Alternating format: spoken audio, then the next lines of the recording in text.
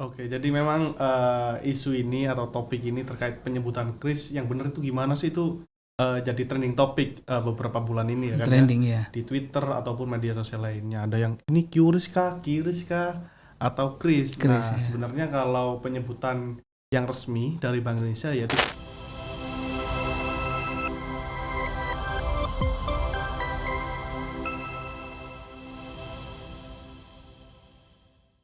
Salam jumpa Sobat Tobi dimanapun berada. Jumpa lagi di podcast pemerintah Provinsi Papua yang dikelola oleh Dinas Kominfo.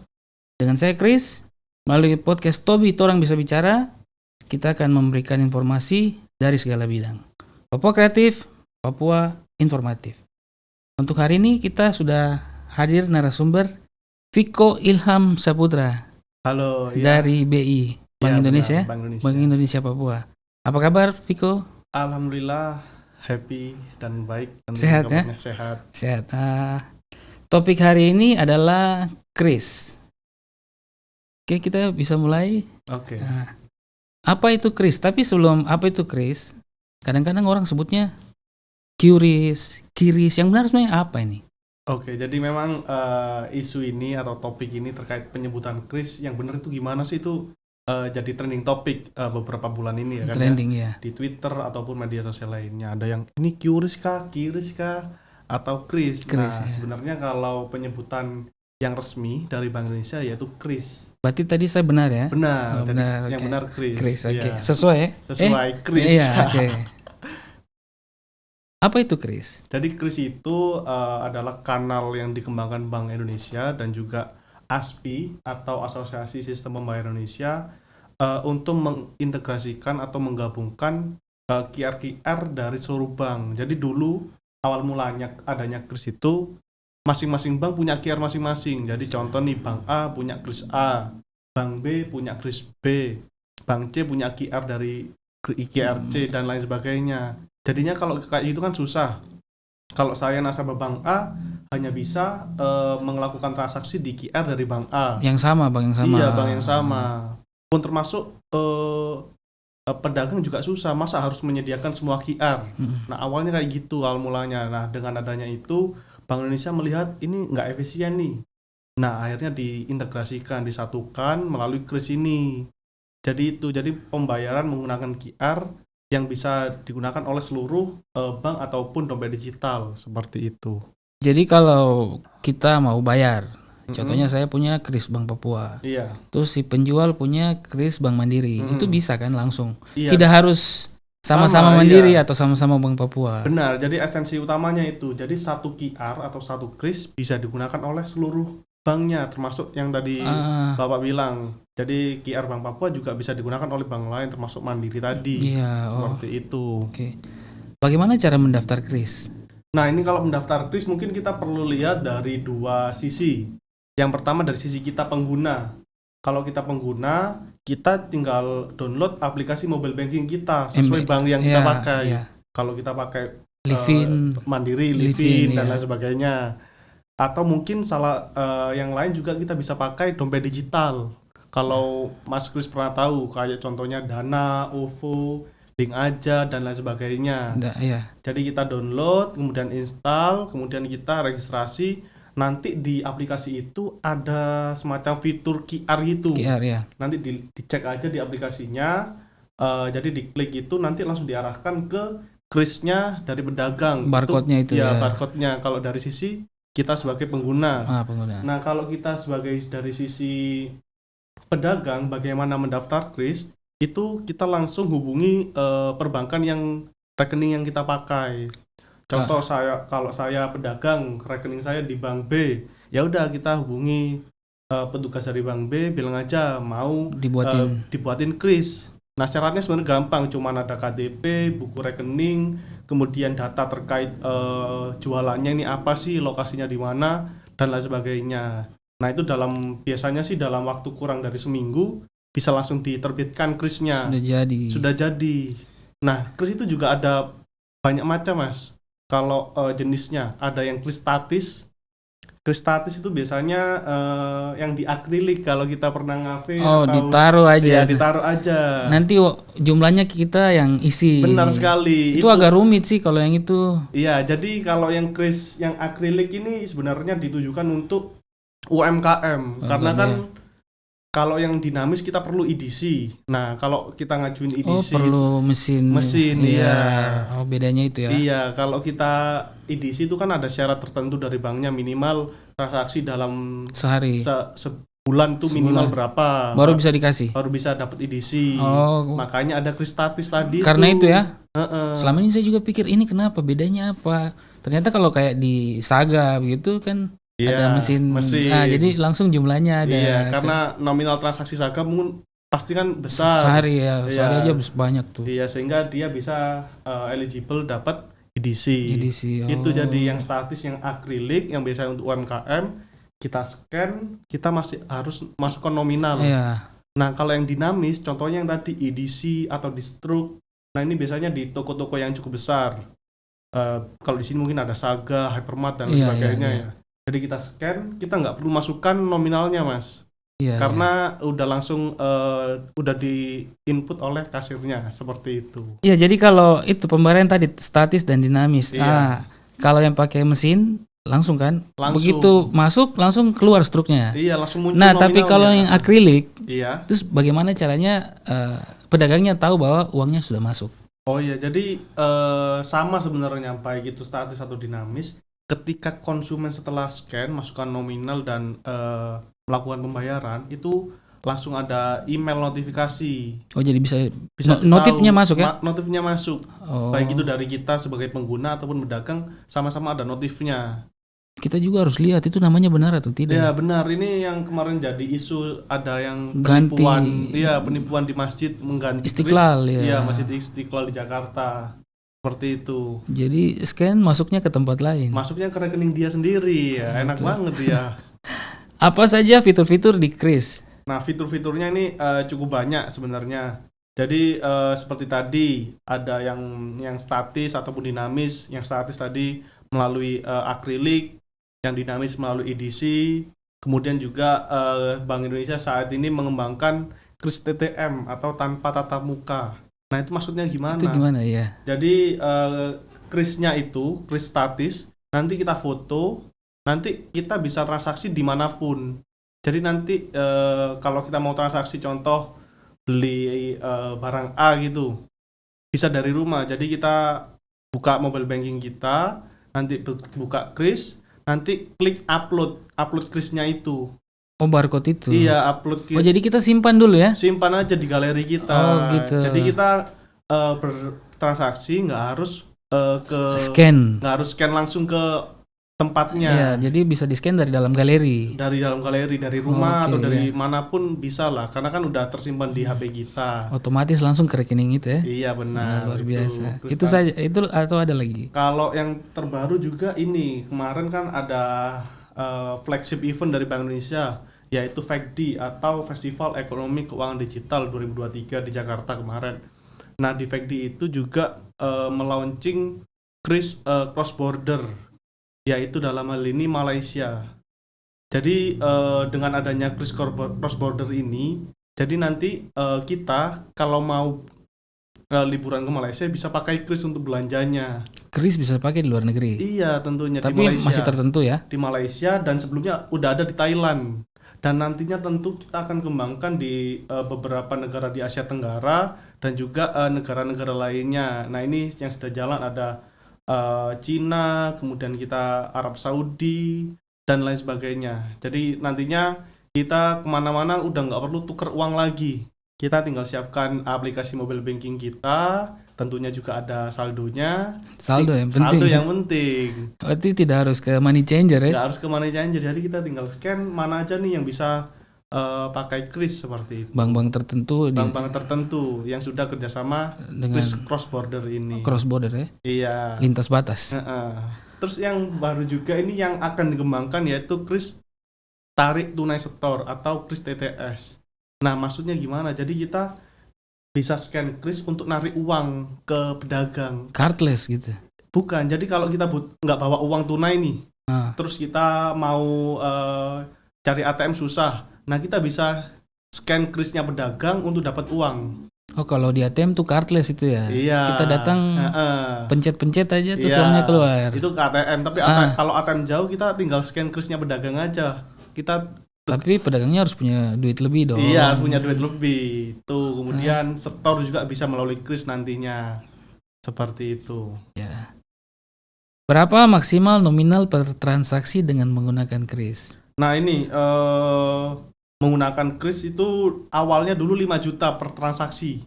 Tapi mengingat perkembangan kris yang cukup masif, orang-orang sudah sangat familiar menggunakan kris. UMKM lagi UMKM pakai. ya. Nah, ada permintaan agar ditingkatkan. Nah, sekarang jadinya itu menjadi 10 juta per transaksi.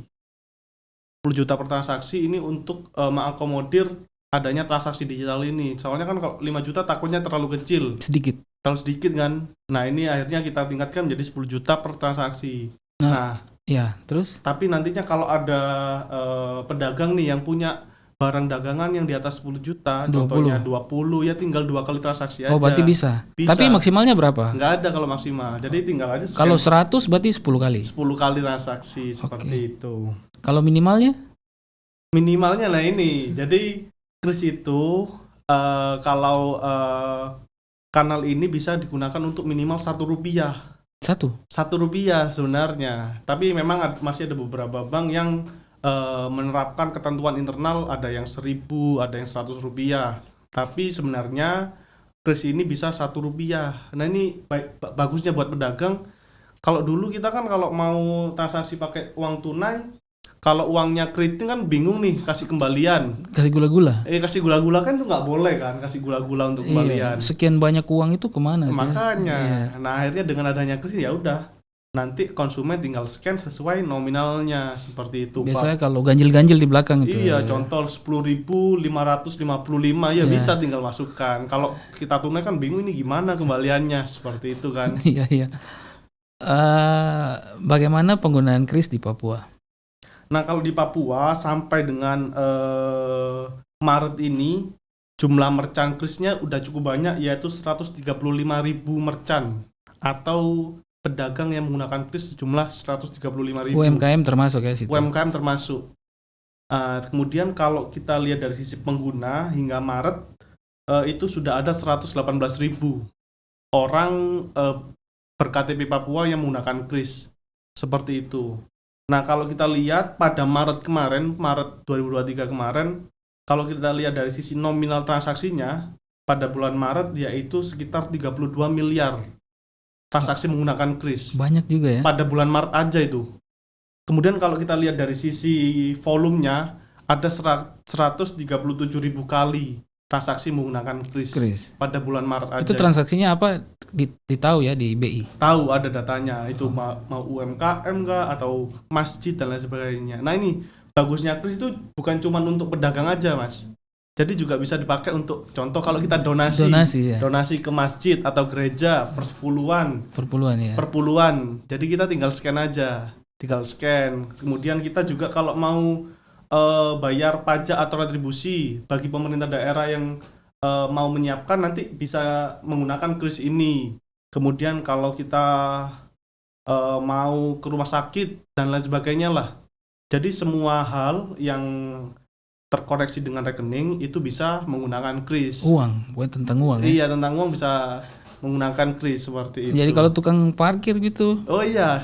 Pakai kris gitu, kita scan aja bisa ya? Nah, ini bagusnya juga kalau di Papua mungkin belum ada ya. Kalau di Jakarta itu tukang parkir udah pakai itu kris lanyard, pakai kris gini, Mas. Iya. Jadi pakai lanyard, di scan aja, Mas. Oke, 2.000 masuk langsung ya? Masuk langsung ke rekeningnya. Ya, soalnya kalau kasih cash nih, iya, macah uang dan ya kadang-kadang uang kecil nggak ada ya? Iya, uang kecil nggak ada. Oke. Kris buat retribusi berarti bisa ya tadi? Bisa. Ini sedang kita kembangkan baik dengan Pemprov ataupun Pemkot. Jadi baik itu pajak ataupun retribusi ini nantinya akan kita sediakan kanal kris. Jadi harapannya dengan adanya penyediaan kanal kris ini bisa meningkatkan penerimaan pajak atau retribusi dari Pemda di Papua. Karena apa? Karena kan kalau kita pakai kris lebih mudah, bisa transaksi di mana-mana. Kemudian juga nggak ada biaya tambahan kalau dari sisi pengguna. Sehingga harapannya ini bisa meningkatkan penerimaan pemerintah daerah dan pada akhirnya meningkatkan kesejahteraan di Pemda tersebut seperti itu. PAD-nya bisa meningkat. PAD-nya meningkat seperti itu. Iya. Jadi bagaimana dampak kris terhadap perekonomian masyarakat saat ini? Jadi ya kalau dampak kris sebenarnya yang paling kerasa yaitu UMKM. Kalau dulu kan mungkin ada EDC, kemudian ada kanal lainnya. Nah kalau EDC kan seperti yang saya tadi bilang, ada syarat minimal Transaksi, transaksinya ya. baru bisa dapat EDC. Baru Baru dikasih, ya. iya. Dimana kan kalau UMKM kan dagangannya nggak sebanyak itu Sehari ya. aja, Sehari cuma iya, berapa. iya, Nah iya. akhirnya terkendala. Dulu itu nggak bisa melakukan non tunai. Nah dengan adanya kris ini, terutama yang kris statis, UMKM kecil ini akhirnya bisa tuh mendapat akses untuk disediakan kanal kris yang statis, sehingga kan transaksi non tunai ini bukan cuman hanya untuk kalangan menengah ke atas aja, tapi juga menengah ke bawah, termasuk para pelaku usaha UMKM. Dan akhirnya ini mendorong seluruh lapisan masyarakat untuk sadar terkait pentingnya menggunakan transaksi non tunai, Mas. Karena kalau tunai kan memang sampai sejauh ini masih banyak itunya kekurangannya, baik itu tadi kita bingung nyediain kembalian, Uang kembali. iya, takut dicopet, kemudian ini uangnya bersih atau enggak dan lain sebagainya. Apalagi waktu COVID. Iya, waktu COVID kemarin kan bingung, waduh ini Iya. uang dari mana aja kan nggak tahu nih. Media penyebaran virus seperti itu. Kemarin di Baku Timba berarti rata-rata UMKM Wah, sudah itu. pakai itu ya. Iya, jadi Pakai kris ya, kita dorong kris. semua UMKM, kita dorong untuk menggunakan kris karena memang dengan segala fiturnya pasti akan meningkatkan potensi masing-masing UMKM tersebut, Mas. Seperti itu. Bagaimana cara mengetahui kris itu aman untuk di-scan? Nah ini yang perlu teman-teman perhatikan ketika mau Scan. bertransaksi dengan kris. Yang pertama, gunakan aplikasi dari bank ataupun dompet digital yang sudah berizin dari Bank Indonesia. Nah cara ceknya gimana? Cek aja di web Bank Indonesia, kemudian dicek penyedia kris. Nah dilihat apakah bank tersebut sudah punya license atau belum dari Bank Indonesia. Kalau udah berarti aman. Kemudian yang kedua, ketika mau bertransaksi, cek dulu nama yang tertera di krisnya Sesuaikah tidak nama dengan nama merchantnya, nama pedagangnya. Iya. Kalau nggak sesuai dan Mas ragu, ya udah jangan, karena itu bisa jadi ada potensi untuk penipuan seperti yang merugikan itu iya, ya di masjid itu. Iya, seperti yang di masjid ini, krisnya masjid diganti dengan kris pribadi seperti itu. Karena apa? Itu sebenarnya bukan kelemahan kris, tapi itu adalah penipuan karena pasti ada saja orang-orang yang punya akal untuk. Iya.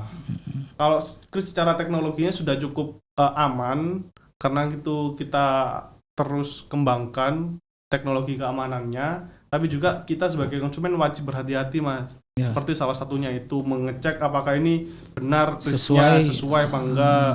Terus kemudian kedua, kalau memang nantinya ada yang tidak sejanggal, langsung dilaporkan aja ke banknya bahwa ini ada kejanggalan nih dari kris ini, tidak sesuai. Nah itu bisa ditindaklanjuti dari banknya. Kemudian kalaupun memang nanti banknya tidak ada respon, nanti bisa dilaporkan ke Bank Indonesia seperti itu. Iya, jadi memang kita scan itu lihat dulu sesuai kah tidak. Kita maksud donasi ke tempat lain jadinya. Iya. Jadi memang transaksi non tunai termasuk kris ini sangat banyak keuntungannya seperti yang saya bilang tadi ya, Mas. Tapi kita sebagai pengguna juga tetap perlu hati-hati, karena di balik keuntungan itu mungkin transaksi non tunai juga ada potensi yang membayangi lah. Sehingga kita harus hati-hati. Yang pertama, contohnya kalau kita transaksi pakai kris harus dicek kesesuaiannya. Kemudian kalau kita tiba-tiba nanti dapat mungkin SMS atau WA yang dapat hadiah suruh klik link berikut. Nah, Iya. itu jangan sampai diklik karena itu bisa dikuras rekening kita, Mas. Iya, mereka malah kirim spam di situ terus ngambil kita punya Iya. password dan segala macam. Iya, jadi pokoknya kalau ada WA atau SMS dari orang yang tidak dikenal, itu jangan sampai diklik. Itu yang pertama. Ya. Kemudian yang kedua, ketika nanti teman-teman interaksi sehari-hari juga yang perlu diperhatikan jangan sampai nge-share atau membagikan data pribadi. Nama ibu kandung. Ibu kandung itu Foto- password Iya. password terakhir, Password terakhir. pertahanan terakhir. Pertahanan terakhir, foto KTP, foto selfie dengan KTP. Biasa itu kalau ini baru terima KTP nih langsung Iya, ditaruh. itu Padahal NIK-nya situ jelas ya. Iya, jangan sampai itu di-share ke orang lain. Kemudian di media sosial juga sampai di-share data-data pribadi kita. Iya. Itu yang perlu kita perhatikan, nomor 2. Kemudian nomor 3, kalau memang udah apesnya mungkin ya, Mas, kita klik link yang tadi itu kemudian terus kena bobol rekening kita, segera mungkin lapor ke bank agar dilakukan pemblokiran. Blokir ya. Iya, biar nggak terlalu banyak yang diambil. Iya. Soalnya kalau udah kesalahan karena konsumen, bank tidak bisa mengganti. Seperti itu. Karena itu udah ranah pidana, penipuan. Iya, karena aksesnya kan dari Kita sendiri, Iya. karena kesalahan kita sendiri. Seperti kadang itu. juga ada yang tanya, ini bagaimana kita penipuan ini bagaimana kita bisa tahu? Nah, kamu ada ikut apakah begitu? Tidak. Terus kenapa kamu bisa menang? Nah, itu Nah. juga. Jadi perlu dilihat kita sebelumnya pernah ikut apa nih, kok bisa tiba-tiba ikut dapat hadiah ini. Iya. Nah, kalau nggak pernah kan nggak mungkin juga kita dapat Iya. kan. Terus kalau dibilang ini harus ada potongan uangnya, kamu kirim dulu. Ya kenapa nggak dipotong aja dari hadiahnya? Dari hadiahnya, iya, Tinggal benar. kirim sisanya. Terus juga kalau dapat hal yang seperti itu dilihat aja ini kira-kira masuk akal nggak, make sense nggak aku dapat kayak gini, seperti itu. Dapat besar-besar gitu ya. Iya, besar-besar ini mana ada. Banyak orang kaya tuh Banyak kalau orang kaya kalau semua dapat itu dapat ya. hadiah seperti itu. Iya. Apa yang menjadi kendala dari kris ini? Nah, menjadi kendala di kris utamanya kalau di Papua ini itu, Mas, pertama literasi masyarakat. Karena memang kan nggak semua orang paham bertransaksi menggunakan non tunai ini. Tidak semua juga pakai Android, HP, ya, Iya. karena kan salah satu syarat menggunakan kris ini kan harus punya smartphone, baik itu Android ataupun Apple. Sehingga selain literasi, kemudian kepemilikan handphone juga menjadi salah satu kendala di sini, dan juga ketersediaan internet. Karena kan tidak semua tempat. internetnya stabil, karena kan kalau kita mau transaksi non tunai pakai kris ini minimal jaringannya 4G. Mungkin kalau kita di sini oke lah jaringannya, tapi kalau saudara-saudara kita di gunung ataupun di lokasi lainnya bisa jadi nggak ada sinyal, seperti itu. Ada juga yang 4G tapi Bodong.